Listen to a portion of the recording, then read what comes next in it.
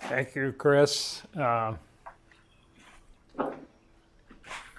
So let me say at the beginning, I'm probably going to run on for an hour and a half on the grounds that that's the only way to give this talk in a sensible way. You're, of course, free to leave at any time, but the important parts will be in the last 40 minutes, I think.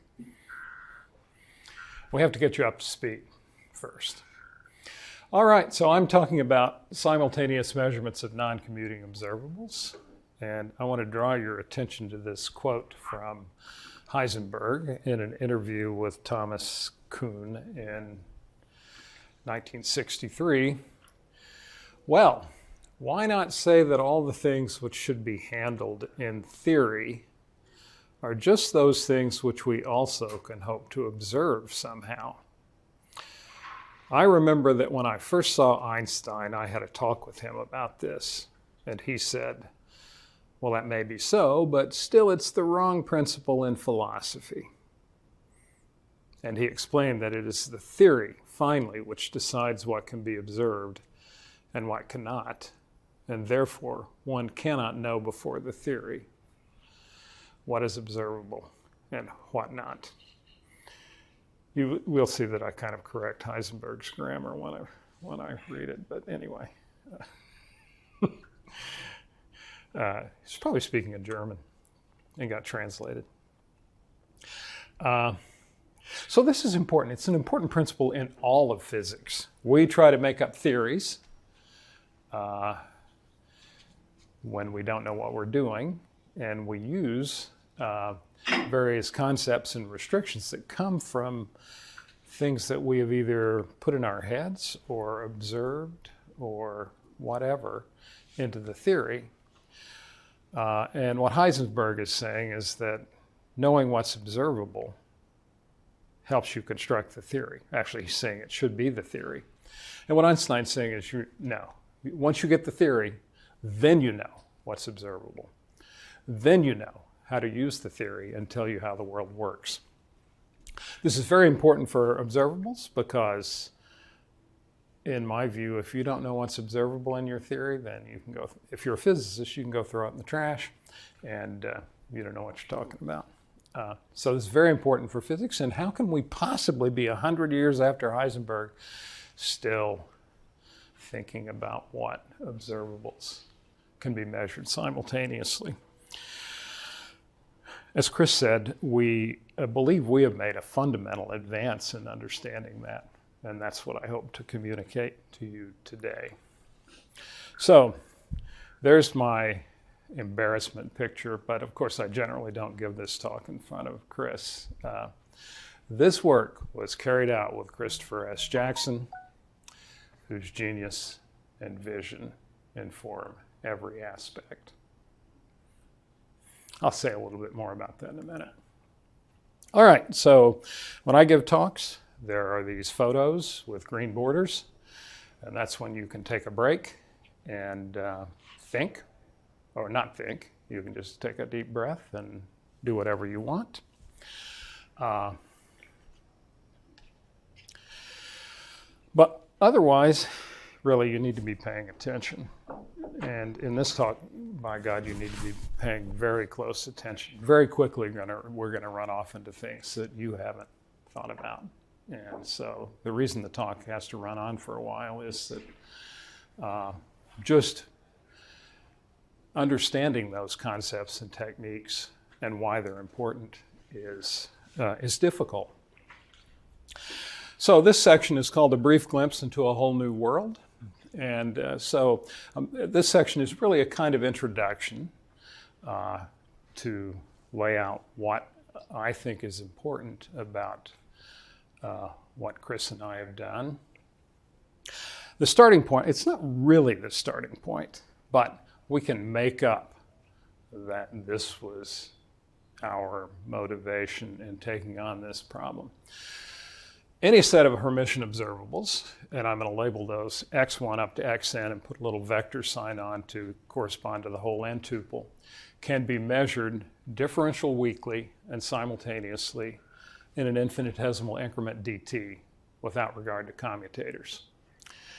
So there's some words there that we'll get around to explaining later. The differential means that the Kraus operators are close to the identity, and we'll get around to that in a minute. But the key point is, it must be true that quantum mechanics allows you to describe sufficiently weak measurements of simultaneous of non-commuting observables without any restriction. Because we do that all the time, and we think quantum mechanics can describe everything we do. So it must be true that you can do that. So that's the starting point. Examples I want you to have in mind are a single observable x, position q and momentum p, three components of angular momentum, jx, jy, and jz, two components of angular momentum, jx and jy, and then I added this on as a consequence of a discussion that Chris and I had the other day, just recently, two squeezing symplectic generators, that is case of x, which is q squared plus p squared, and case of y, which is qp plus pq. Those are the quadratic symplectic generators aside from A dagger A itself, or q squared plus p squared. Sorry. This is supposed to be a minus sign.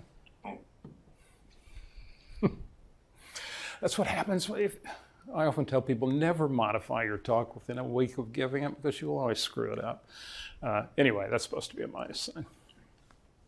All right. So how many people think there's a difference between these cases from the point of view that I have just, a fundamental difference between these cases from the point of view I've just said? There will turn out to be an absolutely fundamental difference.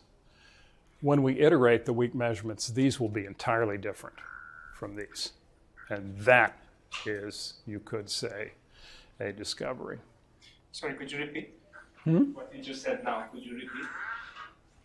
Could you repeat what the difference is? Okay, I'll use some math. I didn't answer. Okay. I think you had said what this, but you didn't say it. You will say it. Okay. It will become clear. It will become clear. Okay. That's perhaps an overstatement. It will be explained.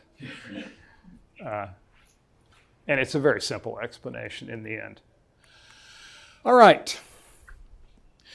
Concatenating these differential weak measurements continuously should tell one what it means to measure the same observable strongly and simultaneously. So this is what we started with. You can do this weakly and simultaneously. You then measure them weakly continuously. And asymptotically, you should find out what it means to measure the same observable strongly and simultaneously. And so it does, except that it also leads to a magic carpet ride into a whole new world, a new fantastic point of view, a thrilling chase, a wondrous space. And now we bring this whole new world to you. So I won't sing anymore. But that, you will recognize that as a love song. And what's the love song here? It's a love song to this work. It's a bit of a love song to Chris for bringing me to this work and allowing me to participate. It's Chris who had that vision of thinking measurements were the way to bring differential geometry into quantum physics, and that's what we're ultimately going to be talking about. And Chris allowed me to participate. It's been the greatest adventure of my career. And the lesson here might be the following. You can see I'm passionate about this. And when you see a 72-year-old, shortly to be 73-year-old theoretical physicist still passionate about what he's doing, maybe there's a lesson there.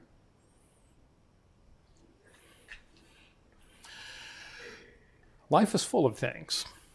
Life is full of things you have to get straight. But on the meaning and purpose front, this is the best thing to be doing. That's the lesson, I think. All right. Carl, I have a question. So in the previous slide, did you mean to say that if you do these weak measurements continuously and differentially, is it going to give, like, I missed the point how that gives strong measurement? Is that something that is given? Or? That is my assumption. Oh, okay. And you can certainly see that in the case of measuring a single observable weakly, simultaneously. If there's no simultaneous to it. So if you measure a single observable weakly and then continue that over time, you'll just end up with a von Neumann measurement, which is the strong measurement of that observable. I should say what the prejudice is, that you measure P and Q simultaneously and you'll end up with coherent states in the limit. And if you measure Jx, Jy, and Jz, you will end up with spin coherent states. That's a thing that wasn't known until Chris started working on this problem. But it is true. And the question I ask you, if you were asked to say where Jx, Jy, and Jx and Jy measured simultaneously will end up, what would you say? You don't know what to say. And the reason is there's nothing to say. That's what we're going to show. All right, so as Chris said, we've written 3 very long papers about this that all got published in August because of various things coming together in August. And then Chris has an additional paper about a slightly different set of concepts having to do with heterodyne and photodetection and the principle of instrument autonomy, this is one of the things that, that's big time in our work. And this is it's kind of generalization of what I'm going to talk about, the photo counting and the heterodyne detection, in a way that I could describe it. I'm not going to bother unless somebody asks me. All right, so these are long papers, each 55 journal pages. A lot of work. And I have to say, you have to be passionate about something to write. 3 55-page papers. All right. So here's a kind of overview of the talk with the main conclusions. Any set of observables can be measured simultaneously if measured differential weakly. Commutators can be regarded for such differential weak measurements. Differential weak measurements define a fundamental incremental Kraus operator, which is a positive operator that transforms states, and it's differential, that is, it's close to the identity. This differential positive transformation should replace von Neumann measurements as the fundamental input to quantum measurement theory, and it is the positive operator analog of infinitesimal unitary transformations and equally fundamental. So what we're doing, we're going to put measurements at the foundations of quantum mechanics, just as important as dynamics. The instrument evolves on the manifold of an instrumental Lie group, which is generated by the measured observables.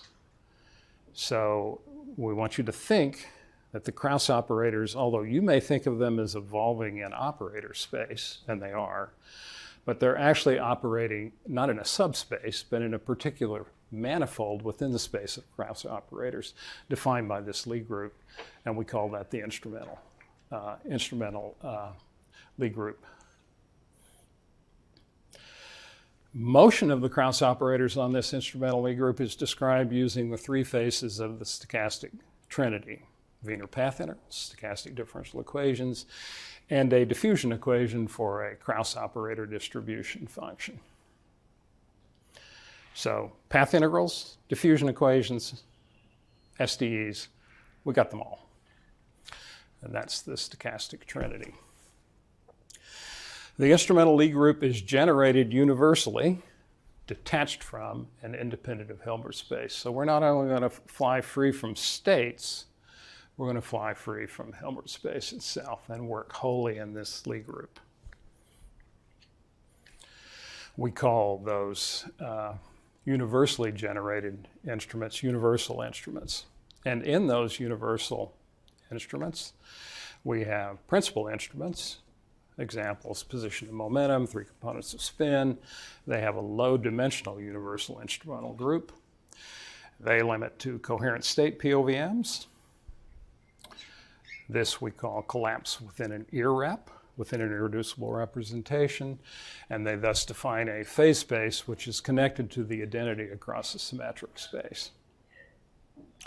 Chaotic instruments, examples being 2 components of spin and 2 squeezing symplectic generators, have an infinite dimensional universal instrumental group.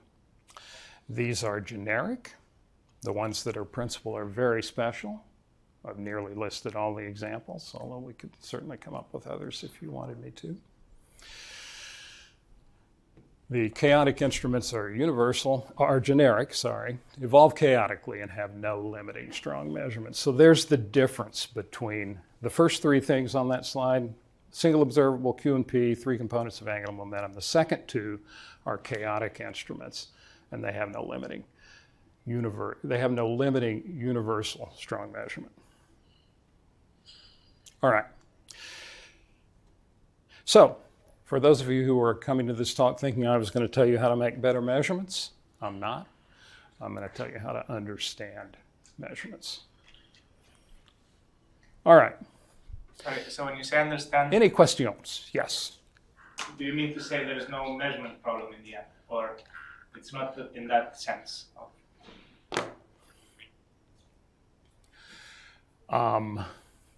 No measurement problem.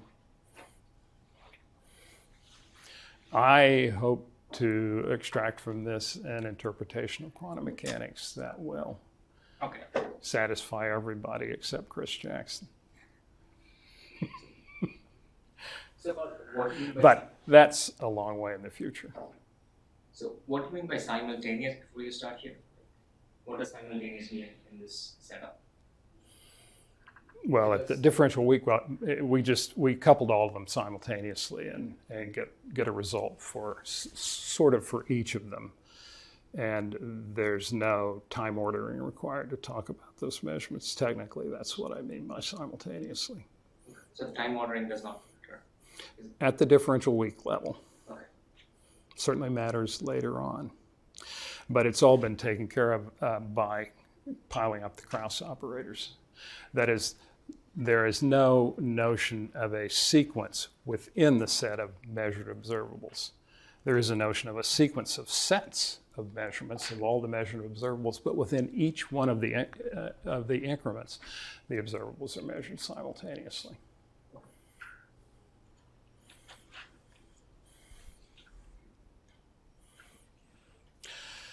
Any other questions? Hi, sorry, can you hear me from online? Yes. Hi, yeah, it sounds really interesting. I'm sorry, I've forgotten what the definition of a weak measurement is. So I was wondering if you could write down the definition just so those of us who don't remember can follow the rest of the discussion. I will definitely be doing that shortly. Okay, that's great. Thank you. That would be the next part of the talk. And I'm going to introduce all that by giving my brief history of the quantum theory of measurement.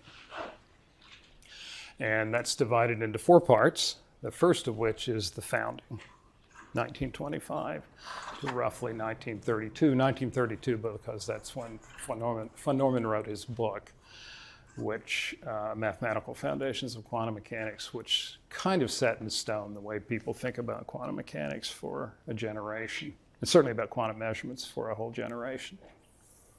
So at the founding, there were all kinds of things running around.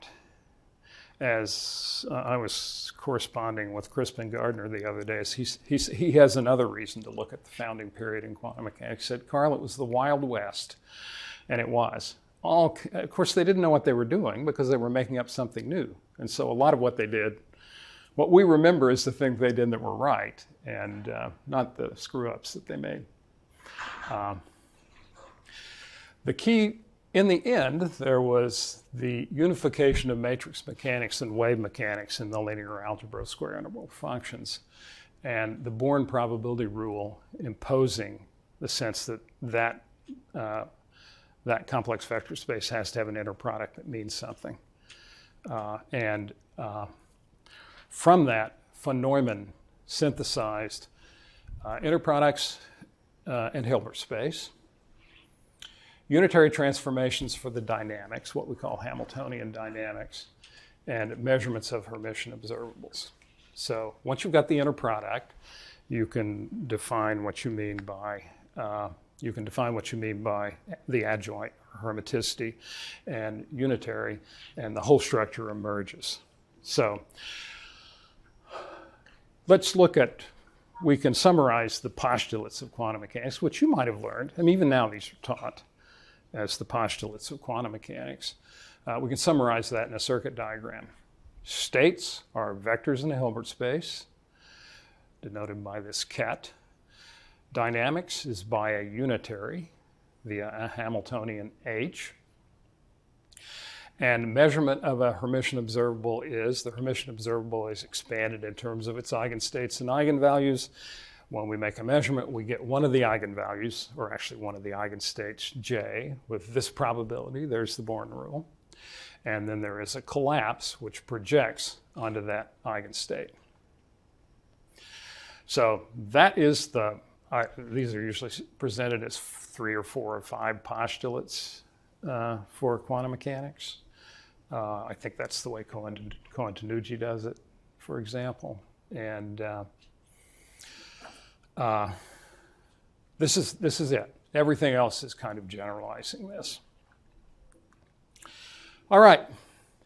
So many people concluded from this that there are no simultaneous measurements of non-commuting observables because they don't have simultaneous eigenstates, so they can't be put into this formalism. It's not quite what von Neumann said, but when you have a genius, you often take what they say and interpret it in a more literal way than they intended, and then that gets instantiated and it's set in stone and you can't get out of it. All right, I'm going to have a little scorecard here for the measurements. Are they temporal? That is, are they a process that I'm going to want that to be a continuous process? Are they independent of state, quantum state? Do they describe a transformation? And I'm always going to have here that the group is written deliberately close to the transformation because I'm going to want a transformation group. Not a semigroup, a group. And the scorecard for von Neumann is temporal, no, and that's the big problem most people have. You know, you're walking along feeling wonderful, and somebody comes in, whack, your quantum system made a measurement on, and Christ, that thing has changed, whack, instantaneously. You know, people had a hard time accepting that that's what a measurement is. Autonomous, yeah, the measurement is described by these projectors. That's it. And do they transform things? By God, they transform things big time in that big whack. Do they make up a group? No, because they're not invertible. So it's hopeless to think about making up a group. All right. The next period, 32 to 60, roughly speaking, which I call the desert, was characterized by the following. Quantum measurement theory withered away. All the emphasis in quantum physics was about the unitary side of dynamics in quantum mechanics and quantum field theory. Everybody used the Born rule, though even now, how to interpret the probabilities it gives is a source of controversy and debate that I'm not going to get into. Nobody used, and next to nobody bought, von Neumann's collapse postulate. Because there were no repeated measurements on the same system. And people couldn't see that. That's not a physical process. It's, I mean, you're just throwing that in as an assumption. And the other point is all measurements were actually what von Neumann called indirect measurements. And they were analyzed using the Born rule without using von Neumann measurements of Hermitian observables. The standard example of a von Neumann measurement was the Stern-Gerlach experiment. And so you'd learn about that in a class you took, and then you'd forget totally about von Neumann's postulates.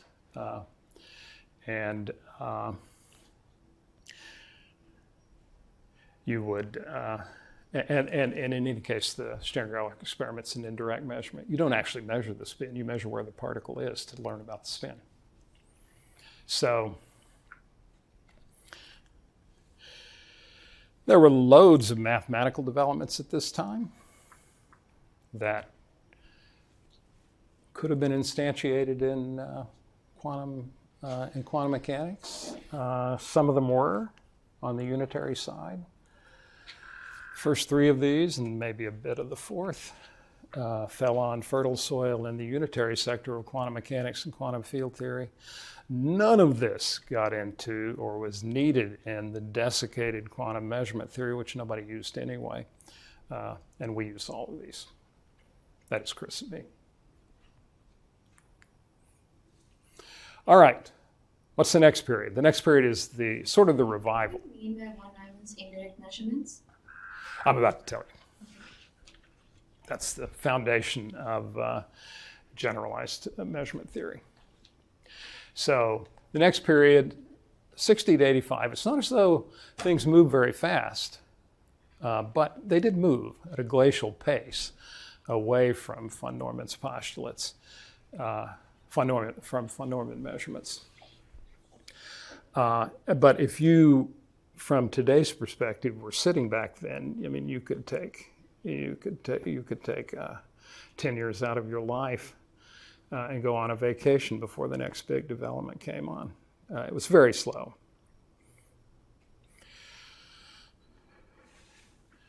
And the need for a generalization of von Neumann was mainly electrical engineers realized that there was a need for over-complete basis measurements that is once described by Glauber-Sudarshan coherent states, which is called heterodyne. And there was a hint of beginning to be able to do repeated measurements. So instead of just rejecting von Neumann's collapse, you needed to think about what to do. The generalization was entirely taking advantage of von Neumann's indirect measurements, and these are the names that I associate with this. Mainly these guys did the job. Wigner kind of got the ball rolling by thinking about what repeated measurements would be. Repeated von Neumann measurements, but still thinking about how you describe that and think about repeated measurements. And here is what an indirect measurement is. So we have one more line to our circuit diagram. Here's our system.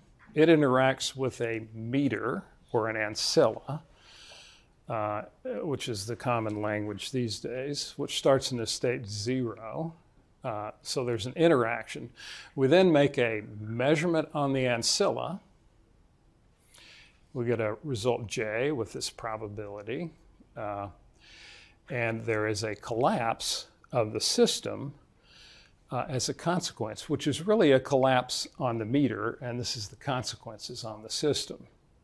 So this is kind of gentler collapse than von Neumann had. So did that answer your question about what an indirect measurement is? It's just looking, it's actually considering how you actually do the measurement.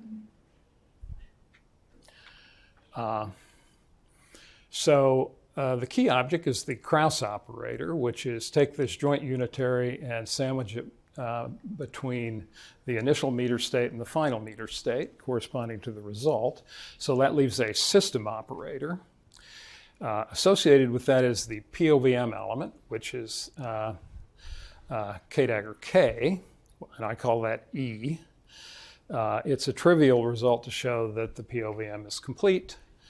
This is a positive operator, and you can describe POVMs totally in terms of as being positive operators that sum to the identity.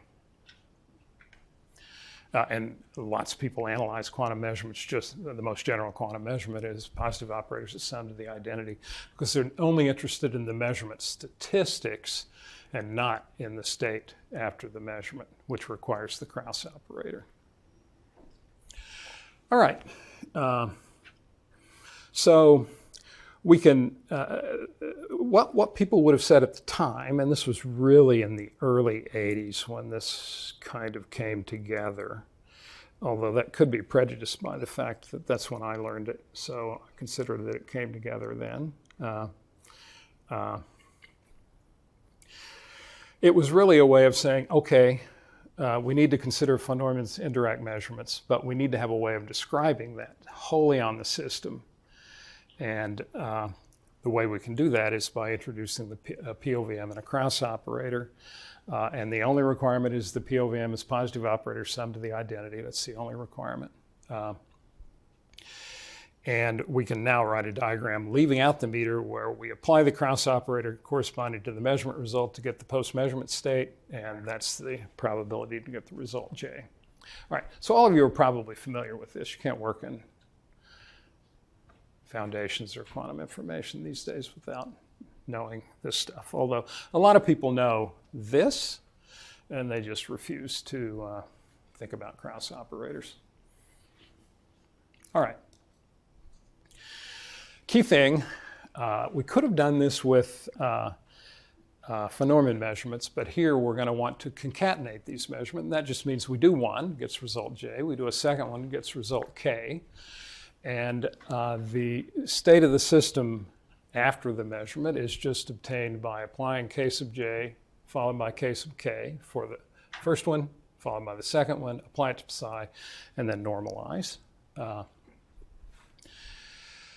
You can think about that in a different way. You can apply the first one and normalize, and then apply the second one and normalize with a conditional probability, and it's exactly the same thing, as you can see.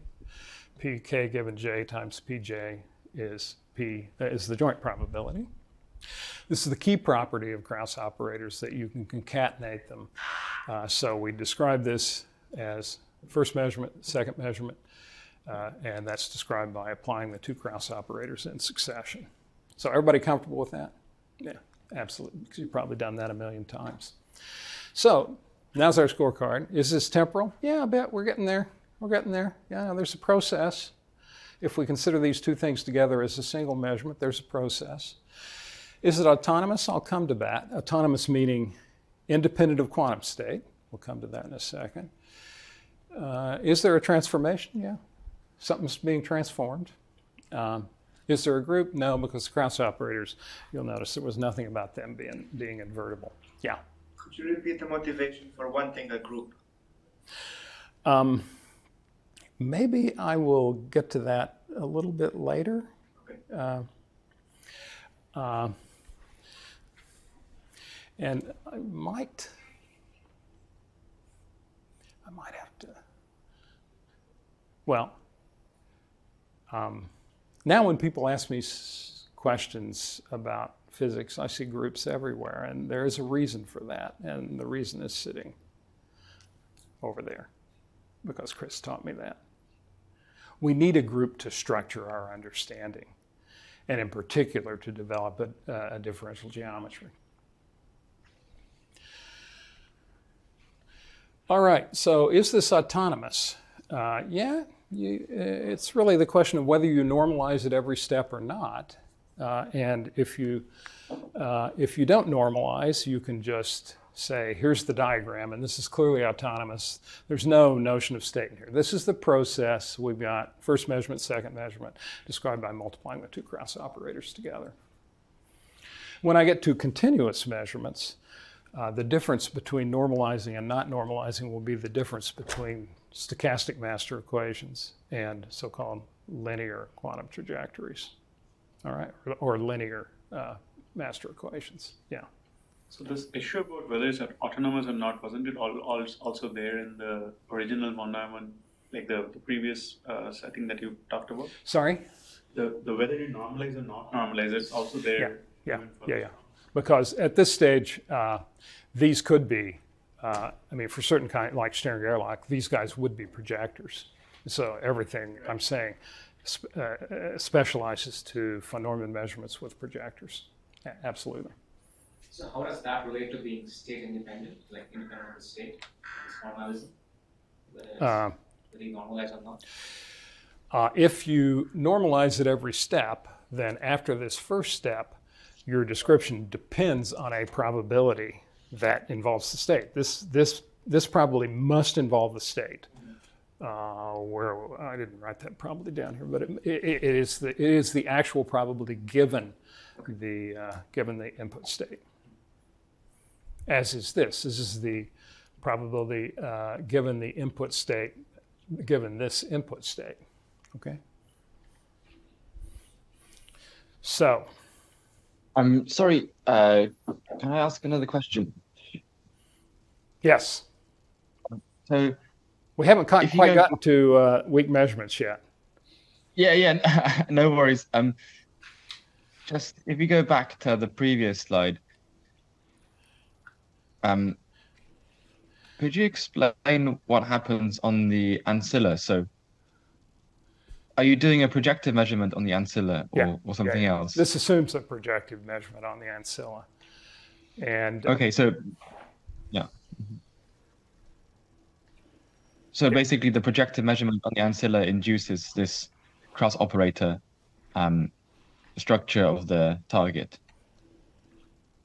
Yeah, but of course, once you've developed this formalism in the generalized measurement theory, you can use Kraus's two representation theorems to show that nothing new would arise if you did indirect measurements on the ancilla. There's nothing new would arise. Okay, thanks. And ultimately, I'm going to want to say this is the fundamental description. Forget those meters. All right. It's just a habit that we all have to think that somehow measurements are fundamental. It's just a habit of a whole century now. All right. The next period, which is the final period, is developing the theory of continuous weak measurements. We're interested in differential weak measurements, that is, the Kraus operators are close to the identity. This means we're not interested in jump processes, which can also be weak. But a differential, there's loads of people associated with this. These are kind of the founders, and these are people who provided commentary, which I think is very important. And there's loads of other names we could stick up there, but that's all that fits on the slide. All right, so same picture, except the meter is now, there's two things different. The meter is now in a Gaussian state. So the meter is a standard QP continuous variable system is the way people would describe it today. The wave function is a Gaussian. The interaction is a so-called control displacement. That is, it depends on the P of the meter and the variable X that we're now going to say you're measuring, just a single observable. So this produces a control displacement of the meter's position Q by an amount proportional to X. And that's why if you look at the meter's Q, you can think of this as measuring X. So you do that, you look at the meter's position, you find a result, little q, with a probability dp of q, and here's the state afterward. The Kraus operator is this, in just the same way we had before, except you'll notice I put the measure in there now, actually the square root of the measure. It's very useful when you have continuous results to put the measure in, and at the Kraus operator level, it's always the square root of the measure. Sort of key for doing the stochastic calculus, which I'm going to get to in a minute. But you're probably not in the habit of doing that. I recommend getting in the habit of doing that. Now, a key thing, which we're going to do now, is we're going to say, okay, Q is our result. It's the position of the meter. And we're going to rescale that result by root dt and the variance of the meter to a quantity that I'll call dw. That's going to turn out to be a Wiener increment. So we call that the Wiener outcome increment. And its measure, which you just get by screwing around with this, is a zero mean Gaussian with variance equal to dt. So the whole point of this rescaling is simply to get this in standard stochastic calculus form, where the variance of dw is dt. Bit of a nuisance that we call it dw. At this stage, it is just a number. It is an outcome distributed by this Gaussian. The Kraus operator looks like this, and there's the square root of the measure. And here's this important quantity, which is e to the x dw minus x squared kappa dt. So that is exact in this case. And for a single observable, that's an exact exponential. So we really wouldn't have to consider just an infinitesimal increment. But there is a term proportional to x that's also proportional to dw. That's the outcome. That, you might say, is the kind of back action of the measurement. And then there is this further term, x squared kappa dt, which comes from expanding the Gaussian. Okay? Anybody got any questions about that? Because this quantity is going to evolve into the fundamental positive transformation. So you want to take a look at it. Why use this dw instead of expressing everything in terms of dt? What? Why use this dw instead of expressing everything in terms of dt? Well, they're quite different objects. dt is the increment, and dw is the outcome. Where do I see that this is the outcome? dw is the outcome. The outcome of the indirect measurement was q, and we simply rescaled it by root dt to get dw. Okay. It is the outcome of the measurement. So it is a Wiener increment, but it is the outcome. Yeah, because I don't know about this Wiener increment. What does Wiener increment mean? We'll say a little bit more about that in a minute. But So- dw is random. So okay. And I see that the zero mean Gaussian, okay. Yeah. And it's random with the Gaussian, with zero mean, and with the sigma dt. With variance dt, yeah. Yeah. Okay. He calls it the outcome because the measurement outcome is understood to be fundamentally random. Mm-hmm. So outcome and random kind of come hand in hand. Yes. Yeah. It is, however, thanks, Chris, because it's absolutely critical to point that out. It is, however, one of the hardest things to accept in this. When you talk about this to people, they will say, oh, dw is noise. Yeah, Well, but it's the outcome. One person's noise is another person's outcome. Guess what? Right? Which is true in a lot of life, if you know how to listen. But anyway, one person's outcome is another person's noise. On this point. So the outcome is noise. It's coming from this Gaussian distribution with zero mean. I don't want you to think in terms of noise. It is the outcome, and it is distributed according to a Gaussian.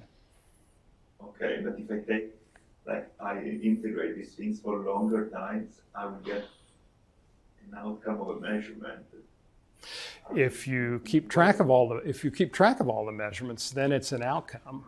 All the measurement outcomes, then it's an outcome. The structure that I get out of making a measurement for longer times comes from where? Because in the zero mean Gaussian there is no structure, it's sort of noise. But when I integrate, I get something that is dependent on the states. Well, there are going to be outcome paths.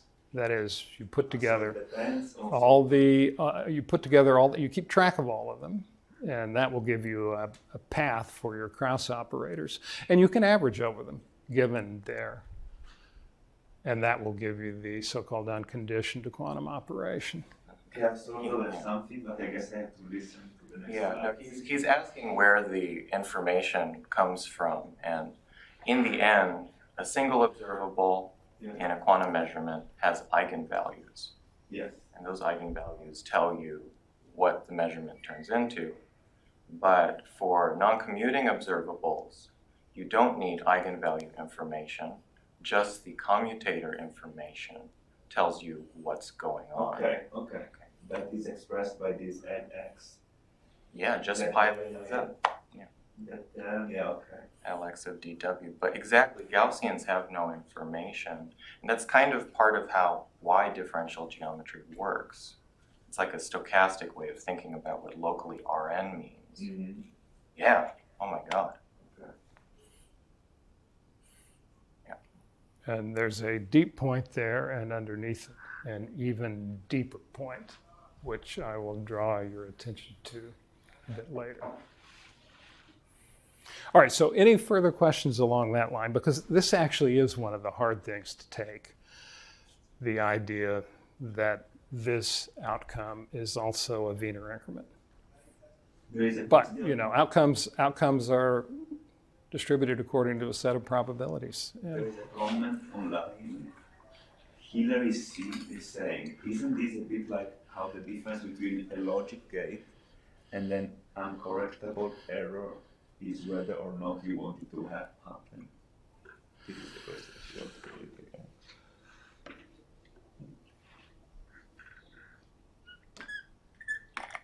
I don't think it's quite like the difference between a, I mean, if you are doing quantum error correction, there will be results. There will be syndrome results for which you use to feedback and correct the errors. And you can make all that, unitary processes with She say that in terms of the underlying physics, the statistics should be the same. the statistics of what?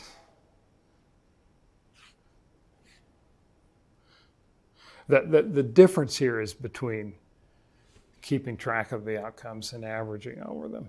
And in quantum error correction, you never average over you could average over the results. The statistics of the occurrence of the uncorrectable errors.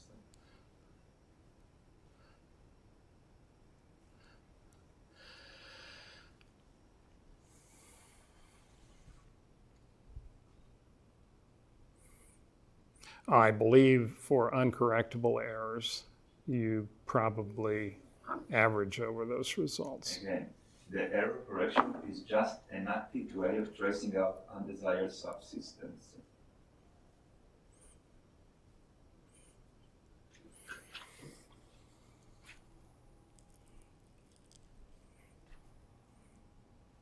Well, it is. I just don't think that's a very productive way to think about this.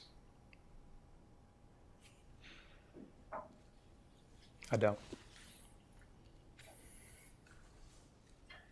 All right, so there's that probability. Notice it does depend on, it's given by the POVM element in the state multiplied by the actual measure. And here's the way one can now think of this and get rid of this picture. You just apply Lx of dw, which corresponds to the result, and there's the state after the measurement. Okay? I should have actually said what everybody, that's the thing that I should talk with whoever that is after the talk. Because I do know how to talk in that language. I just haven't thought about how to relate it to this. All right.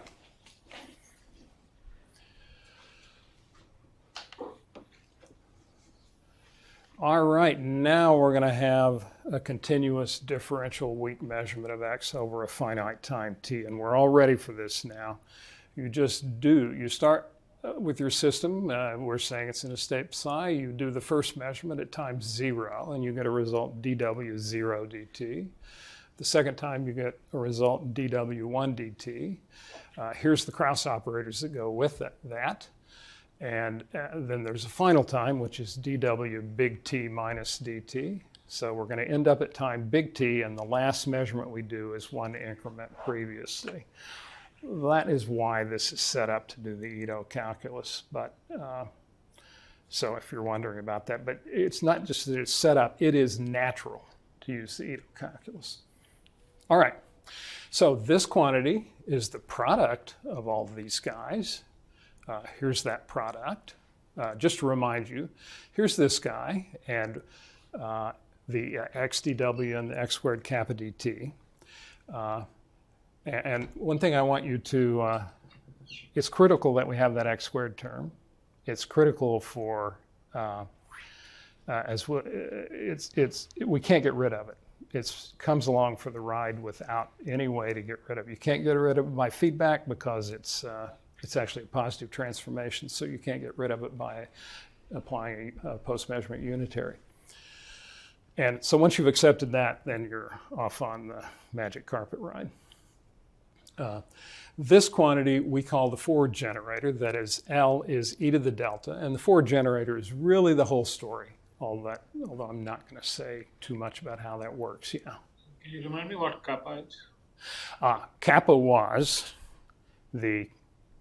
nearly the coupling constant in the controlled displacement Hamiltonian. Okay. None of you has picked up on the crucial question: is why the coupling one is 1 over root dt, and that is to turn the differentiable process of a Hamiltonian evolution into the continuous but not differentiable process of stochastic paths. But that's where kappa is just a scaling constant. It will appear everywhere where you have a thing with units of dt. It will just, you know, a big time theoretical physicist would have set it equal to 1, said we have units where kappa is 1. But I find it's useful to keep it around because you know you made a mistake if it doesn't appear in the right way. dw has units of 1 over root dt. So it's got a root kappa, root dt, because it's got a root kappa in front of it. So here's the product, time ordered. That can be written as a time ordered exponential. The time ordering here is irrelevant because there's only one operator in there, and that's x, and so everything commutes. So we can integrate these equations immediately. But I just want to emphasize now we can nearly check off all our boxes. Temporal, yes. Autonomous. Depends on whether you normalize at each step. If you normalize at each increment, you'll end up with stochastic master equations. And if you don't, you'll end up with what I want to do. Certainly a transformation. The group depends on whether you normalize at each step. And so we're about to take that step. Carl, I have one question. Why do you not want to normalize it? Because I'm not interested in states. I'm not interested in states at all. I'm interested in the measurement, or what we call the instrument. Okay. And so normalizing at each step puts in extraneous information about the state, which I have no interest in. It's a very good question, though. So now I'm going to throw away everything. Throw away all reference to state. Here's the diagram. Do all those measurements, pile them up. Chris allowed me to use the word piling up Kraus operators. In our papers as a technical term, or actually a non-technical term. There's your individual operators. Here they are all piled up. And now we have a temporal process that's autonomous, no reference to states. It transforms things, and it is a group. That is, and the group here is a two-dimensional abelian group. Yeah? So by instrument evolution, you mean the evolution of the outcomes? Like evolution of the measurement outcomes? No, evolution of the instrument. The measurement outcomes are what is driving the evolution. But this Kraus operator is evolving in time. That is, if I look at the piled up product here, it will be different from the piled up product here. So the Kraus operator that describes the measurement is evolving in time. So I can think of this as like a Heisenberg picture way of seeing. I think one is just destined to get confused if you start talking about Heisenberg and Schrodinger in the case of measurements, but I think a lot of people would think that way, yes. What are we defining as instrument? As what? Instrument. Yeah, the instrument is the collection of all these Kraus operators for all the different outcome paths. Okay. But is it really like a Heisenberg picture? I mean, it's more like a concatenation of super small differential measurements, no? Heisenberg picture, I would see it more like I have a measurement, I have dynamics, and I evolve with the channel the measurement. Here I have just a lot of tiny measurements compiled up together, no?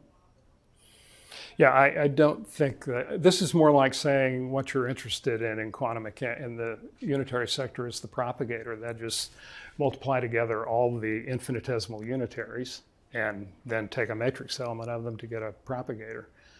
But this is literally like piling up all the infinitesimal unitaries. And the difference will be, well, even then. Unitaries? But what? The infinitesimal unitaries plus the projective measurement on the other state and the sigma state, no? Yeah, the ancillas have been forgotten at this point. So it's not just finding out unitaries because otherwise you get one unitary. No. I'm saying if we were in the unitary sector, this would be analogous to the Schrodinger picture, piling up all the unitaries. This is a measurement picture. I think of this as the Schrodinger picture. And the point is, to get to different pictures in the unitary sector, you need the unitary. You need the unitary. There's nothing like that here. Nothing like that. So I'm not even interested in the question of Heisenberg picture. Sorry, so this is invertible now? What? So it's invertible now? Like you said, it's a group. Yeah. This is these operators are all going to be invertible because they are. So what's going to happen is these guys are elements. The instrument is the collection of all these Kraus operators. All those Kraus operators lie in the Lie group generated by these guys, the infinitesimal ones, or the Lie group, the Lie algebra generated by the stuff that's in this forward generator. They all are in there, and so because it's a group, they're all invertible. And the reason ultimately they're all invertible is we start with e to the stuff that's e to the small stuff. Well, e to the anything is invertible. Mm-hmm. So now we can invert measurements, it seems. We can what? So now you're saying we can invert measurements using this kind of a scheme? We can what? Invert a measurement? Like that was not possible earlier, right? Good question. Actual time reversal invariant. So there is a there is a subtle distinction between, well, it's not even a subtle distinction between the inverse and the adjoint. The adjoint is more related to inverting these measurements, but the inverse exists, okay?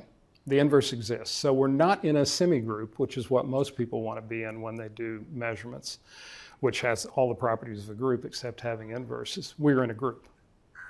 But Hermitian are inverse and adjoint, right? So we're looking at non-Hermitian. Isn't it what? Like for Hermitian matrices, I don't know if I'm saying something stupid, but the inverse is equal to the adjoint, right? For unitaries, I mean. Oh, okay. So there has to be an I in front of the X. Okay. And these X's don't have I's in front. Yeah, so. Make a comment? Chris, you should make all the comments. So yeah, to say that there's a group means there's inverses that are important, but those inverses are not elements of the instrument. Okay. So it's not to say measurements become invertible in an operational sense, but it is to say there are inverses around to actually know what's going on. So once we start doing differential geometry, there's this idea of pushing back to the identity. So there's all this structure in the L's, and that geometry doesn't disappear. So those inverses are about that geometry more than it is about the operations. So you wouldn't do L inverse Okay, awesome, thanks. Yeah, very good point. And I will just emphasize that the sense in which, so this is invertible. You just put, if the inverse of this is change this to a minus and this to a plus. Okay, that's the inverse. If this weren't there, then putting a minus in there is still a thing you would do, because you could just reverse the sign of the outcome increment. This guy, no. This is the essential part that is invertible. But as Chris says, the inverse is not in some sense a physical object. That is, it's not in our instruments. It is not in our instruments.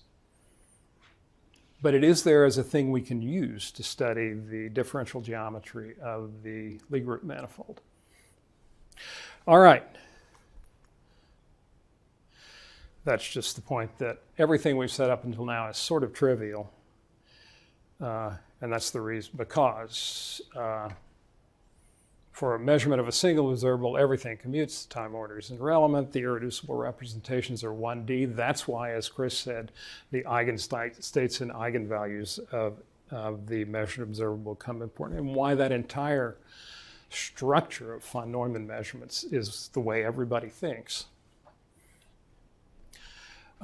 And these measurements do limit to that von Neumann measurement. That is to say, they will limit to projectors. Okay? So the strong measurement limit is kappa goes to infinity or something? T goes to infinity, this T. Yeah. And there is a time scale there. Everything happens on a scale set by kappa, so T going to infinity really means T much bigger than 1 over kappa. Kappa T goes to infinity, yeah. It's a unitless way of saying it. But yeah, so. Yeah. That's the reason to keep kappa around. There is a scale, and the problem is kappa is sort of the rate at which we're doing these infinitesimal measurements, and kappa T goes to infinity is the limit. All right. So, Whoa, you've been asking plenty of questions. And now we're going to... so if I think of like a needle just tracing a path on some paper, you're saying that if I have the whole path for T to infinity, I can map it to a definite result of a measurement. But what would I look at this path? Is it just its value at the end? Is it the property of the whole path? Or this is a very good question. What it means to have a projective measurement at the end? This is a very good measurement. Very good measurement. It's a very good question. And let me just continue, and I will invite you to ask that question again when I get to that point. Okay? All right, so now we're going to talk about what Chris and I call the Instrument Manifold Program, which is to putting that description on an appropriate manifold where it can be analyzed using techniques of differential geometry.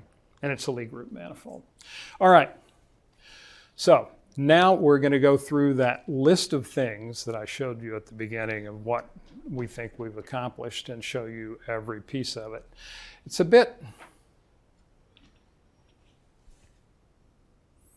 well, obviously you're not going to understand every bit of it, but it's impressionistic.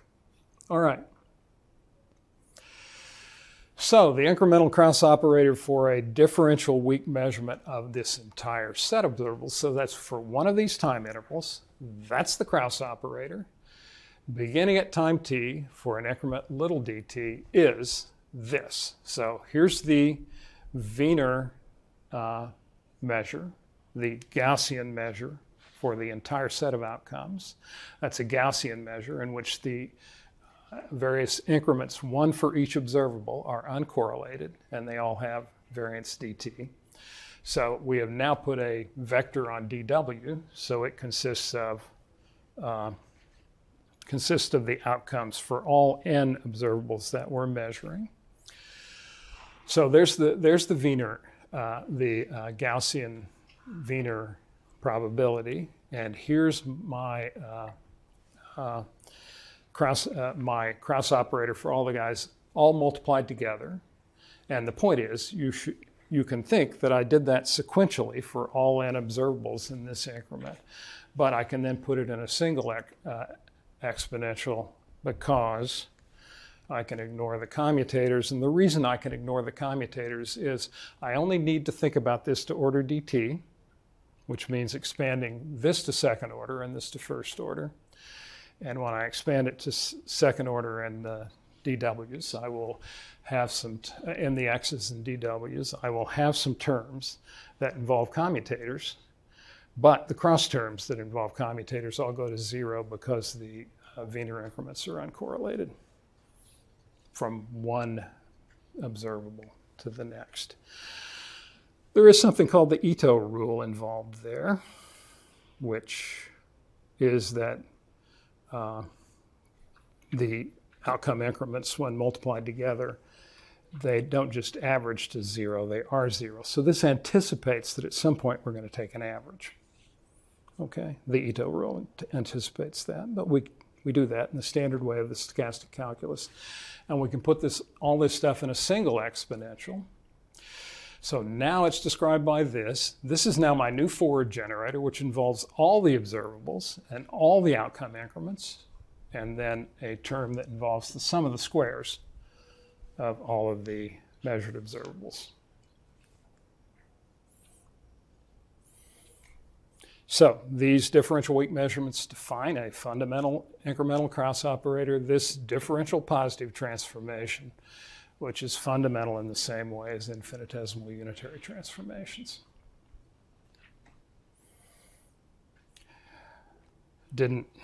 Anybody got any questions about that? A lot of the notation is sort of left out. It's too tedious. All right. So now this is one increment dt, and now I'm going to pile them up. So here's the description. We make a measurement of all n observables at time 0, at time 1 dt, and up to time big T minus little dt. Pile up all the Kraus operators. Every element looks like this. And so I pile them up, and I really do have a time-ordered exponential that defines the whole problem. So given a particular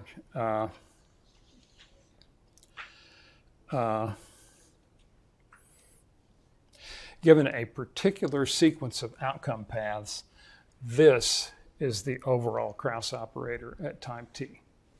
Okay?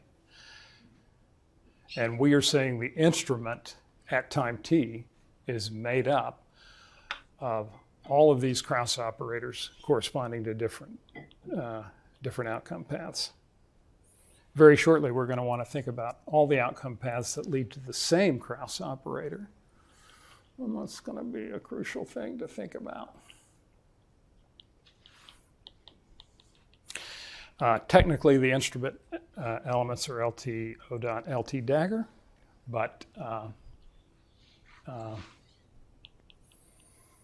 the collection of those for all Wiener paths, and not just LT, but that's, I'm not going to worry about that. So here is the instrument evolution. The measurement evolution, as these guys evolve in time, is an autonomous temporal stochastic process. Autonomous, no mention of states. We're just talking about the measurement. Temporal, clearly, this is continuous in time. And stochastic process. Stochastic because all of these outcome increments are random variables, in addition to being outcomes. All right.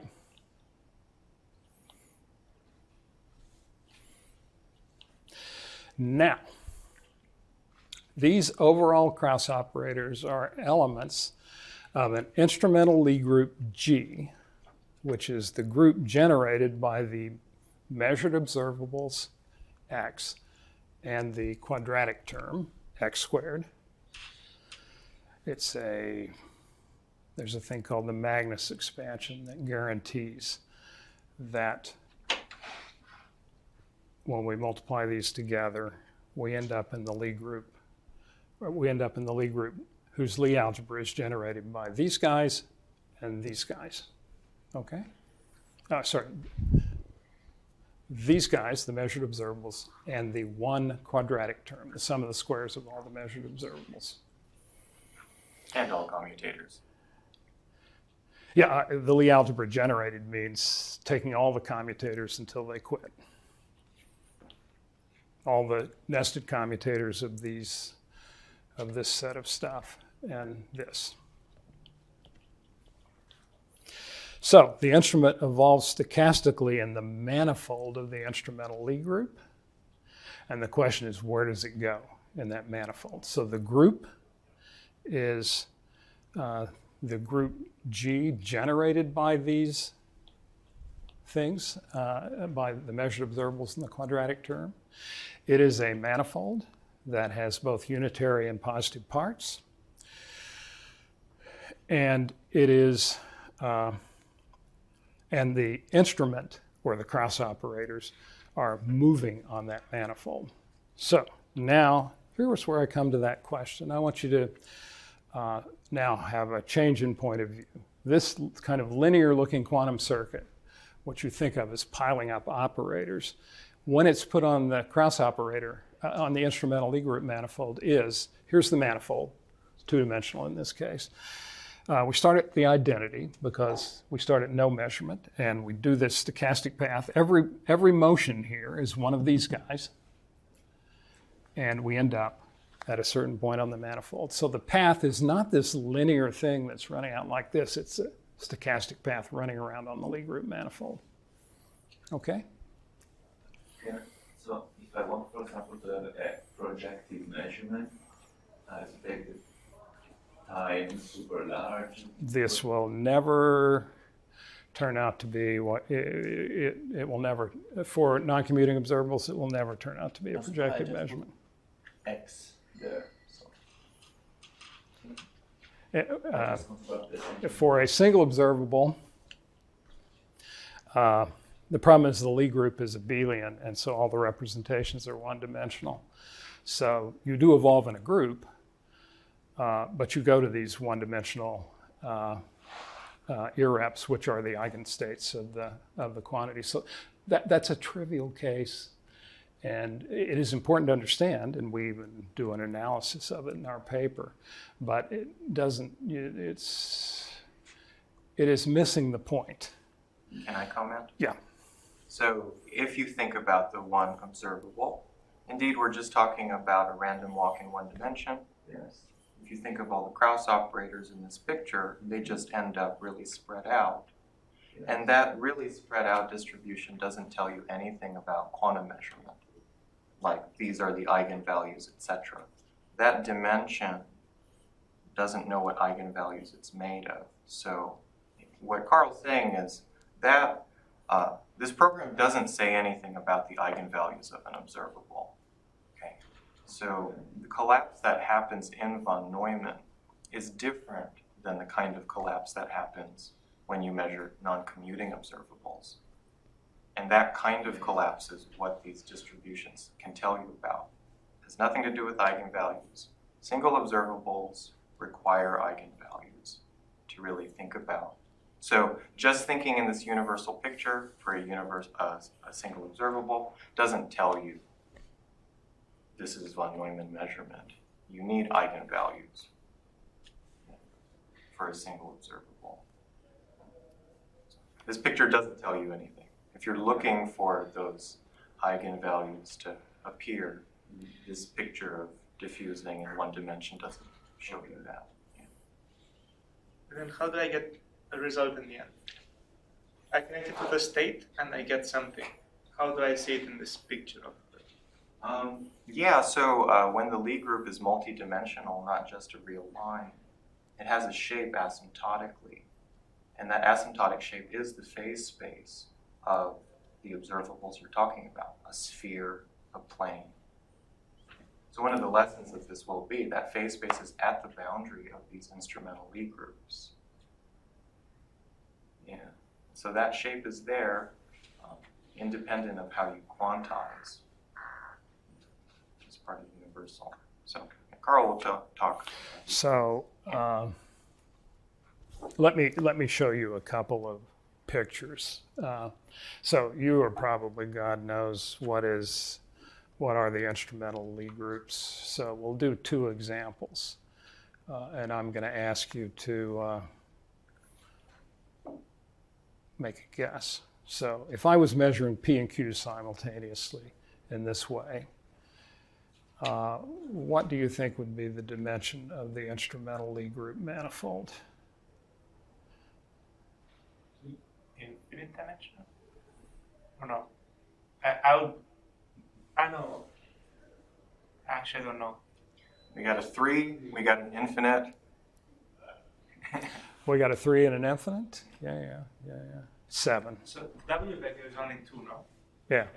There's 2 DWs. So the paths are kind of exploring out in kind of moving on a 2 surface all the time, but they fill the whole manifold, well, in a certain sense.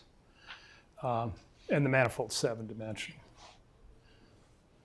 And let's say we were measuring JX, JY, and JZ. What do you think would be the dimension of the instrumental Lie group manifold?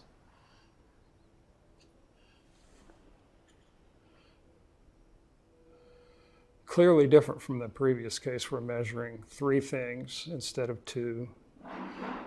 The group is entirely different. But the answer is also 7. Now, what if we measured JX and JY? What do you think would be the dimension of the instrumental Lie group manifold? Will it be a group?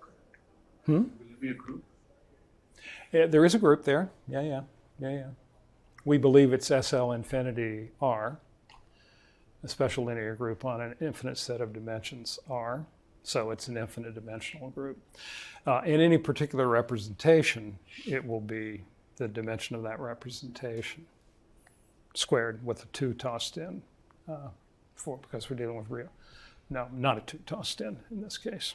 Yeah. All right. So here's a kind of picture of these manifolds. I'm calling P and Q simultaneous P and Q measurements, SPQM. And the manifold is 7-dimensional. There are 2 center terms, which I would love to forget about. That is, commute with everything. And what's left is a 5-dimensional manifold. And here is that 5-dimensional manifold. You will not be able to see it's 5-dimensional because it looks 3-dimensional. But these two directions are complex dimensions. And the Kraus operators and the motion in this direction is just ballistic. So we start down here, and the manifold and the Kraus operator evolution just moves up in these planes, and at infinity is, guess what? Coherent state projectors. Coherent actually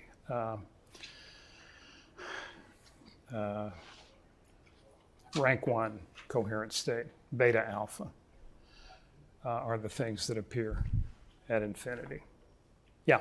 Does the dimension of this Lie group have anything to do with the number of different types of operators you can get by taking products of P and Q? Absolutely. Absolutely. We're going to see that in a minute. We won't actually see it, but I'll tell you what the answer is. It has to do with the commutators that generate the Lie algebra and hence the Lie group. For measurements of spin, I'm just plotting the space of positive operators here. It's a 3-hyperboloid. I've drawn a 2-hyperboloid for obvious reasons. And at the boundary are the spin coherent states. And that 3-hyperboloid is, oh God, this is what Chris is currently doing. Because the actual facts are, we're acting like we've done differential geometry, but we haven't understood it fully. And that's what Chris is currently doing. There is a way to think of this as a 3-hyperboloid of constant negative curvature. And the spin coherent states are at the boundary. And the evolution is, for the POVM, is start down here and go to the boundary. And that's what it does. So this is an entirely different picture. An entirely different picture from what a von Neumann measurement does. And the key thing about these guys is this picture. Did I say, for this one it's not so easy, did I say what spin representation I'm working in? No. It's the same picture for all representations. Exactly the same picture, because it only involves the commutators in this Lie group. Couldn't care less about what representation you put it in. Can I comment a little bit on? You should, Chris. When you say we don't understand differential geometry, there's one thing that's important to know, which is that Lie groups have ambiguous curvature. Okay? So in a sense, this piling up problem has nothing to do with curvature. So understanding differential geometry is about the extent to which the curvature, which would be new information that has nothing to do with measurement collapse, actually is important, because these are manifolds, but Lie groups have ambiguous curvature. And that's crazy. This is well known, at least it used to be. But what it actually means about the nature of measurement, well, it's why you can do Lie algebras without ever thinking of differential geometry. But there's something going on there. Indeed. And, oh, I did think about something to say while you were, but I'm going to skip it because now we're going to. Okay, the heart of the instrument manifold program is this introduction of instrumental Lie groups and regarding the paths of Kraus operators as stochastic paths on the manifold. Okay?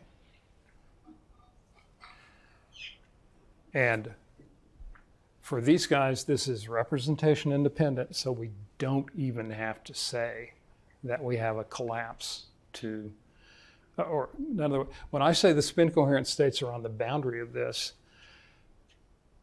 they are, but what really is on the boundary is phase space, which in a representation is represented by the spin coherent states, okay? And clearly those states have different properties and different representations, but the boundary is phase space, just as here, the boundary is two copies of phase space at infinity. All right, now we've got to zip along here. Okay, now, many of you will have thought this is too blasted mathematical all the way through, but now I'm going to show you the real mathematics. This is what a theoretical physicist would love to talk about, because this is what we actually did. And this is hard.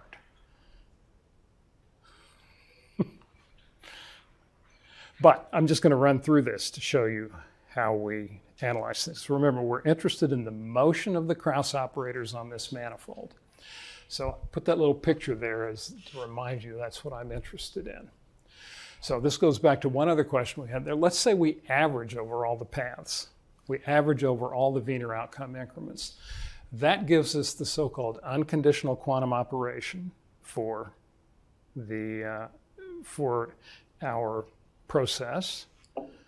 That unconditional quantum operation is a function of t, and it obeys the Lindblad equation, with the measured observables being the Lindblad operators.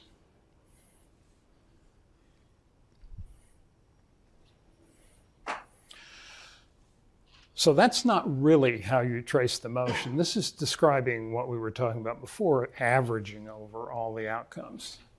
To describe the motion, we could use stochastic differential equations. That is, we can consider little increments in those Kraus operators. And here's the deep point, which has a deeper point underneath it. This object is called the Maurer-Cartan form. It's the natural object to use, and why we need those inverses. We take a little increment, multiply by L inverse, and that is an object on the manifold that in some sense has been transported back to the identity by putting the inverse in. Okay? And that is this forward generator, and that's a stochastic differential equation. It is, for those of you who know, a Stratonovich equation, and that's why this guy is evaluated at t plus dt over 2. If you calculate the Ito correction to that, you get a modified equation. You get an equation which is an Ito equation, but it has the squared term in there, and that's called the Ito correction to the stochastic, the Stratonovich equation. We use entirely Ito calculus in what we do. But you have the choice of doing either. And this is something very deep about the linear tangent space structure on the manifold. All right. I'm just going to put those things in there now. Stochastic differential equation, one element of the stochastic trinity. Now the other element we get by integrating over all the paths that lead to a certain Kraus operator. Okay, so we integrate over all the paths that lead to the Kraus operator L, and we call that a Kraus operator density. There's a delta function in there, and what's the first thing you should do when you see a delta function? Especially one that you don't have a clue about, like that one. You should ask, what's the measure? Kraus operators have to have a measure, and I haven't put it there. It is the Haar measure for the group, G, the instrumental Lie group. Okay? And until you, and this density is then defined relative to that Haar, it's normalized relative to that Haar measure. I'm not writing that down, but you know, it's kind of like a question you can ask in any talk when they write down a delta function. The first thing they write them down and they don't even tell you what the measure is. It is in some sense why I always insisted putting measures into things. Okay, but this guy's well defined, modulo the fact that the Haar measure might not have all the properties. No, it has all the properties we need, but you might think it has more properties than it has. Anyway, this Kraus operator density evolves according to a diffusion equation where the operator in the diffusion equation looks like this. These are so-called right invariant derivatives, and this Laplacian is constructed as second derivatives using the right invariant derivatives. Now, I don't know what your response when you see that is. So this is all Chris. The Kraus operator distribution function is Chris.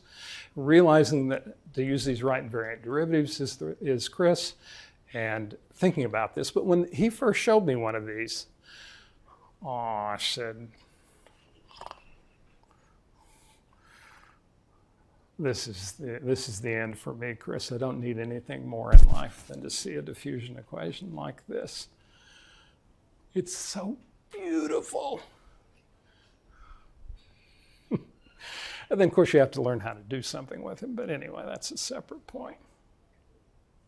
This is the way you state it formally. It is an example of how you should state things formally and then figure out how you use them. And using any of these things will mean coordinating the manifold. That is, putting coordinates on the Kraus operators and actually working in terms of derivatives with respect to the coordinates, and in this case, one forms in terms of the coordinates. Okay?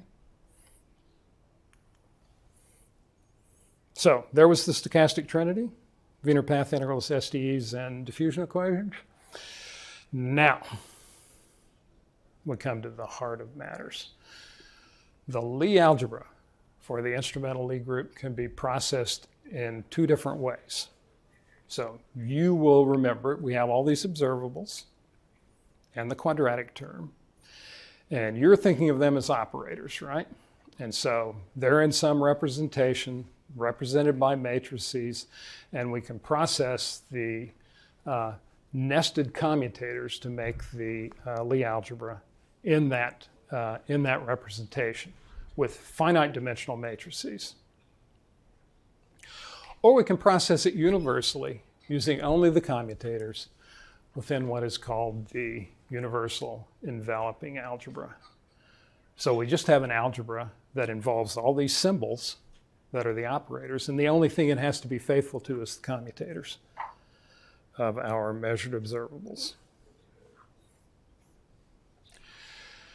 If we do this universally, we get a universal instrumental Lie group that is detached from Hilbert space. That is, we didn't work in a representation, we just used the commutators, so we don't need Hilbert space. We just don't need Hilbert space at all. Throw that thing away. Okay? Now, I said, I have to say, Chris and I were sitting in my office at UNM a little over a year ago when we realized that this is an important distinction. And that was the second thing. I mean, I can go to heaven now and not, well, or even hell, and now I think I'm satisfied with life. This is just a terrific thing. All right. So, universal instruments detached from Hilbert space. Special measurements, such as P and Q and 3 components of angular momentum, have finite dimensional universal instrumental Lie groups. We call them principal instruments.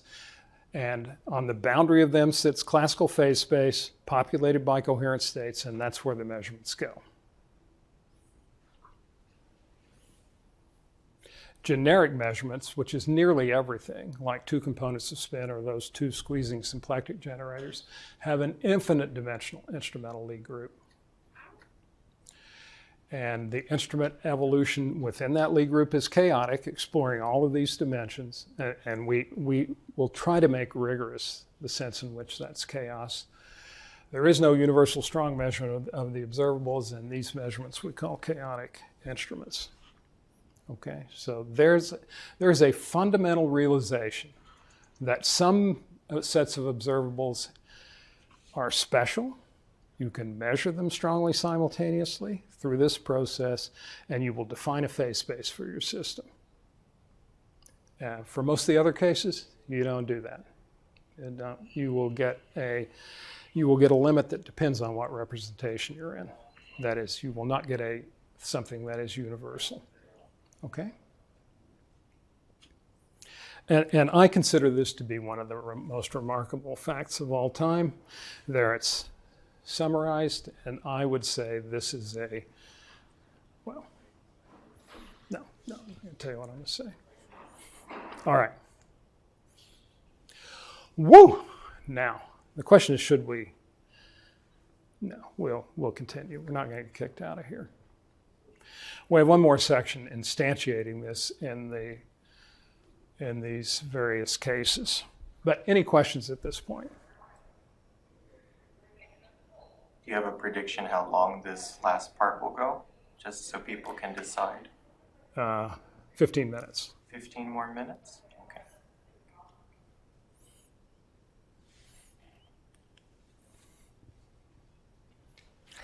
So let's consider the simultaneous measurements of P and Q.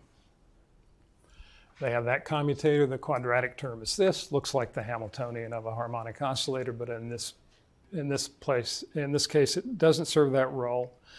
We're not considering its eigenstates and eigenvalues. It's playing the role of a dissipator in the instrumental, in the Kraus operators. If you start nesting these commutators, you will find the Lie algebra closes here with 1 and I1, IQ and minus IP, Q and P, and H0. Just want to make clear something that probably everybody has not. So these are what we started with, and they generate positive operators. But when they commute, they generate anti-Hermitian generators, which generate unitaries. So this is a complex Lie group. It's not a unitary Lie group. It's not a positive operator Lie group. Positive operators are never a group because they, well, that's not quite a true statement, but in this case, the positive operators are not a group because when you multiply 2 of them together, you get a unitary piece. That's what generating these unitary pieces of the Lie algebra means. There are these terms that involve the center. The I1 is sort of irrelevant. That's phase when it's exponentiated. But this one turns out to be one of the biggest nuisances of all time. And took Chris and I a long time to figure out how to deal with it. All right. All of these 6 guys is often called the complex Weil-Heisenberg group. That is, it's got displacements, kind of positive displacements, and then it's got the identity and I times the identity. That's called the complex Weil-Heisenberg group. When you tack on H0, that becomes a normal subgroup that sits at the end there. There's a bunch of stuff about reductive and so on, which I'm not going to tell you because Chris is the expert on that. And we call this the instrumental Weil-Heisenberg group. Okay. And why doesn't this explode? why does this algebra not explode? Because the quadratic, so if you just consider the measured observables, you generate complex file Heisenberg. Sorry, no, that's not true in this case. When you put in the H0, which is a nonlinear term, the algebra doesn't explode because in this group, this is called nilpotence, commutators always reduce the power. So you don't get higher than second order. All right. We will coordinate the manifold in the following way with what's called a Carlton decomposition, which is a kind of group theoretic singular value decomposition. I'm going to make a statement which is wrong. Every element of the, and then I'll tell you why it's wrong. Every element of the group, this instrumental von Heisenberg group, will be written as a displacement operator times these, times the center term and H0R. This is called a Carlton subalgebra. And followed by another displacement. The two displacements are playing the following role. They are the regular phase plane displacement operators. This is a kind of POVM phase plane displacement operator, and this is a post-measurement displacement operator. And we see that by looking at the POVM element, which is L dagger L, and that's just displacement with d alpha, displacing this thing in the middle, which you may think of if you need to as an unnormalized thermal state with a Hamiltonian H0.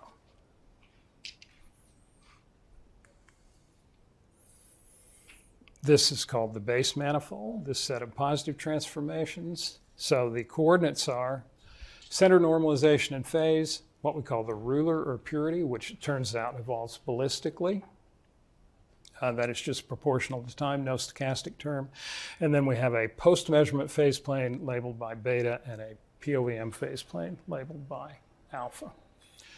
Just to remind you what the displacement operator does, it displaces the vacuum to be a coherent state, and of course then I'm in state space to tell you that.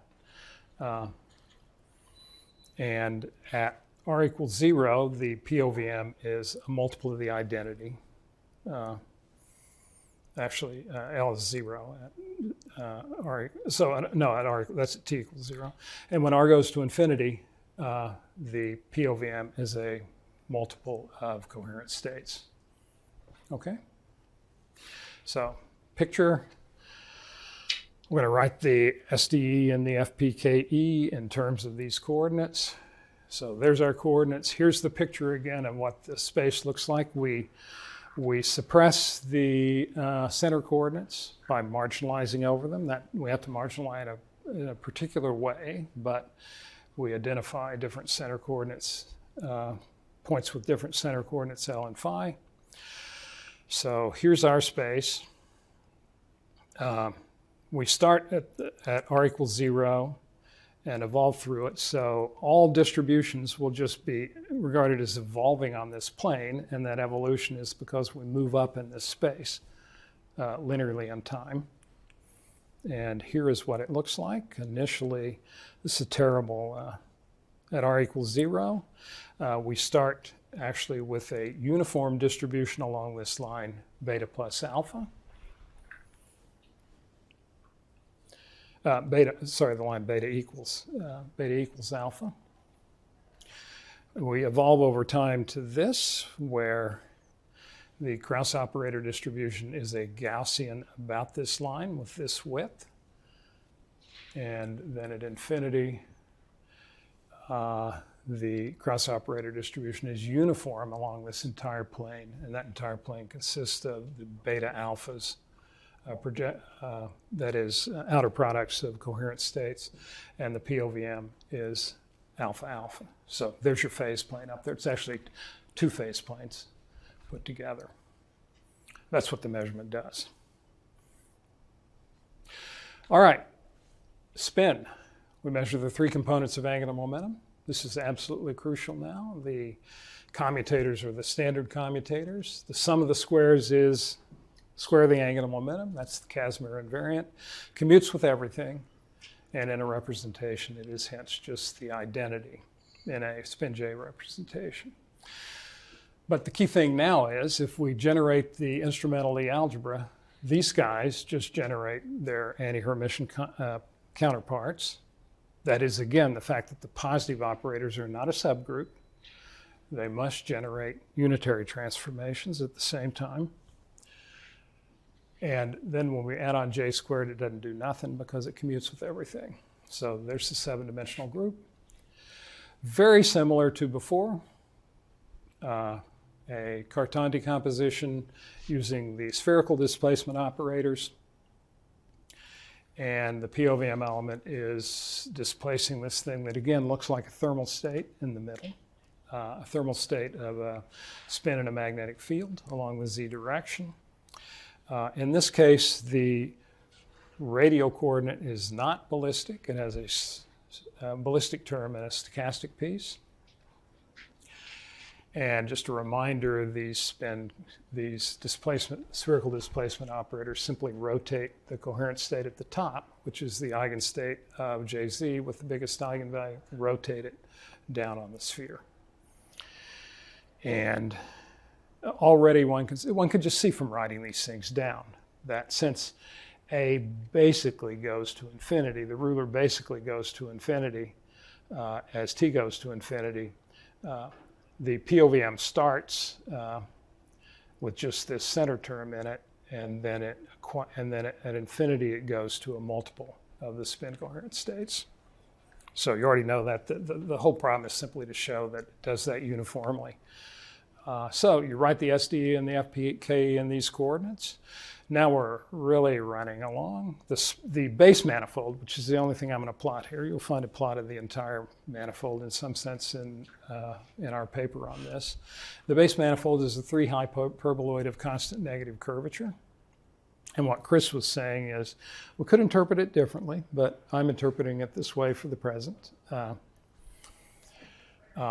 going to take that 3 hyperboloid and plaster it down on a piece of paper on the screen.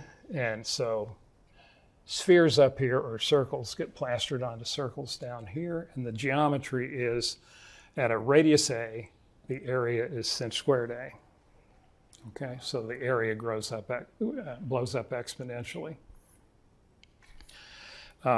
This should be contrasted with the 2 other spaces of constant curvature. There's flat space where the area grows as 4 pi a squared, and there's 3 sphere where the area grows as sine squared, or actually it doesn't grow as fast as a squared, it grows as sine squared a. Okay. So here's the picture of what happens in this case. We start at the identity with our POVM, and a stochastic path starts out here, screws around a little bit, and very quickly picks a direction and goes out to infinity. Here's another example, which is actually the same example rotated around and made green. But that's the basic picture. You screw around a little bit and then go out to infinity. Let me just finish and then we'll, because, oh God. The angular diffusion here, so there is diffusion along this radial direction. The angular diffusion is of the same size in metric terms, but therefore it's overwhelmed by the fact that the actual area of these spheres is exponentiating. So you quickly pick a direction, you don't do any more angular diffusion. It goes to 0 very quickly. And so you have nearly ballistic collapse to the coherent state boundary, which is up here, or in this picture, out here, where the spin coherent states sit. All right. Yeah, there was a question. I can ask at the end. Yeah. So now we're just repeating what we said about principal versus chaotic instruments. For generic measurements, and you may think of 2 components of spin or 2 squeezing symplectic generators, these actually turn out to be exactly the same problem. Exactly the same problem in the universal sense. So they have an dimensional universal instrumental group because of the nonlinear quadratic term. So how did Jx, Jy, and Jz avoid that? Some of the squares of the 3 is the identity, so it doesn't doesn't screw up the commutators. Some of the squares here is just jx squared plus jy squared, so it's j squared plus minus jz squared, and it therefore doesn't commute with jx and jy, and the whole, you start doing the nested commutators, it never stops. All right, so there we have it. The whole thing devolves into chaos. I'm not going to say that.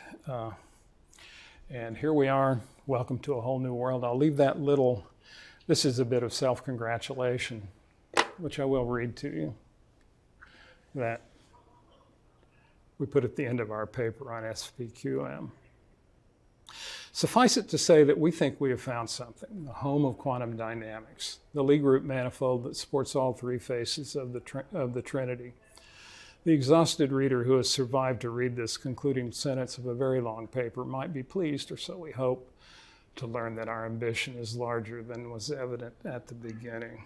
Well, that applies to this talk too. Thank you for your attention. Hour and 45 minutes. Very few people who can sit through that. Thank you, Carl. Thank you.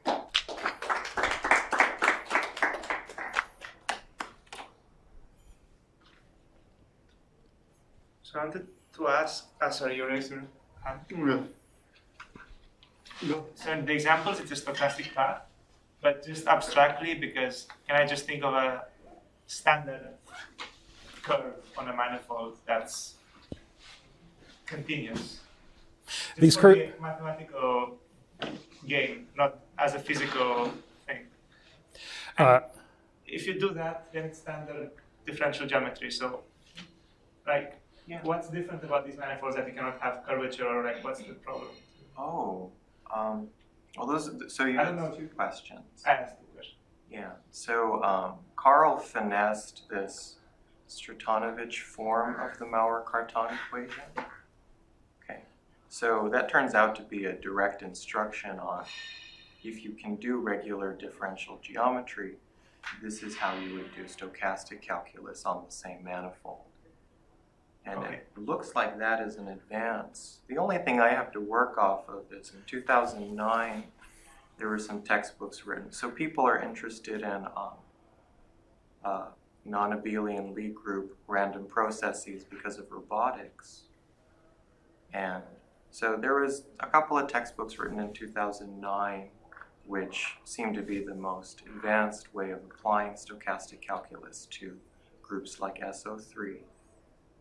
And yeah, it's very non-trivial how, if you know how to do differential calculus on a manifold, how do you do stochastic calculus? So that's a big part of it. Could I interrupt with? Of course. So your first question about continuous and differentiable, the paths are intrinsically in the limit that dt goes to 0. They are continuous everywhere, but differentiable nowhere. So they cannot be thought of. They cannot be thought of as what you would like. You just instinctively draw something that's differentiable when you. They can't be thought of that way. And then, Chris, what was the last thing you said? I had something to say. Oh, yeah. So. But then I want to return it to Chris with some stuff about curvature. In essence, presently, all we're using is the linear structure on the manifold. That is the tangent space structure. And there's already something there that the Stratonovich version of the calculus lives in the linear tangent space, whereas the Ito calculus doesn't. Nor do diffusion equations. They have second derivatives in them, so they're not just the linear tangent-based structure. And for me, the discovery is the sense in which the Ito calculus does that, is that it is also not in the linear tangent-based structure.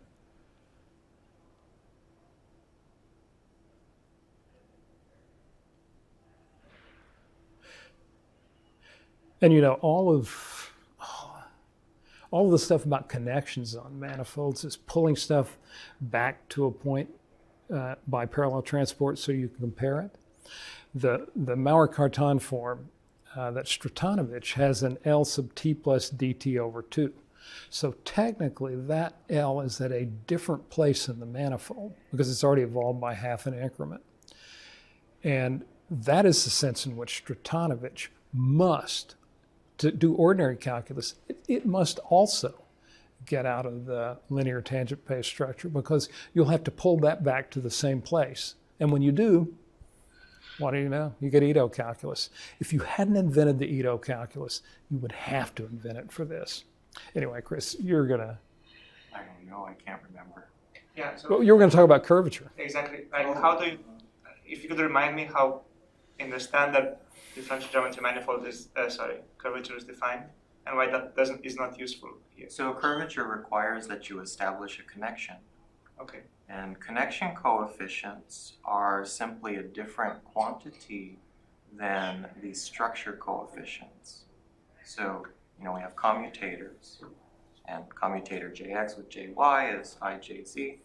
So we have structure coefficients which allow us to do the time-ordered exponential problem. But structure coefficients are not connection coefficients. And so there becomes this huge subtlety about the interplay between the actual wires of the manifold and the frame that can actually see everything in the manifold. And Lie groups are really frames in their purest sense. They don't have a lattice in them or whatever would define actual connections. Yeah, and that's very trippy because you can't visualize without making something sort of material in the space. So you can only see connections. I mean, there's so many ways to think about the relationship between frames and connections. But yeah, structure coefficients are what you need to do this geometry. Connection coefficients don't need to be defined. And there's many ways to do them. So there's famous results like, so if you take one generator, you can think of the exponential, if you take one generator x and you think of the exponential e to the tx. If I take a group element, of course, I could multiply on the left by e to the tx, and that makes some curve. I could multiply on the right by e to the tx, that makes another curve. I could conjugate by e to the tx, and that makes yet another curve. The famous result is that one-sided lines, if you call those geodesic, that is a connection where the Lie group doesn't have curvature, but it has torsion. If you conjugate and call those geodesic, that connection doesn't have torsion, but it has curvature. So it's all about what you call a straight line, and the Lie group doesn't care what a straight line is. Yeah, that's okay. And I could just comment on that with, what's the word that goes with manifold the first time you hear it? No, smooth. Differentiable manifold, right? These paths are not differentiable. So it is just obvious that there's something that's going to have to give that has to be understood with the connection between neighboring points when you're dealing with stochastic paths instead of with differentiable paths. Do you think there's a stochastic equivalence principle? Oh, God, Chris. So Chris has been investigating. So for me, this is, Chris has been investigating, thinking about the differential geometry of these Lie group manifolds very deeply. And I've been trying to tag along. And for me, my initial formative experience as a physicist was proofreading Misner, Thorne, and Wheeler in the summer of 1972, proofreading their textbook on gravitation. And God, now that I'm thinking about it, I'm just seeing, God, they pulled the wool over my eyes in so many ways. Either I didn't understand things or they knew where they wanted to get, and so they got there. And all of these questions about stochastic paths, stochastic equivalence principle, God, Chris, wouldn't that be, wouldn't that be something?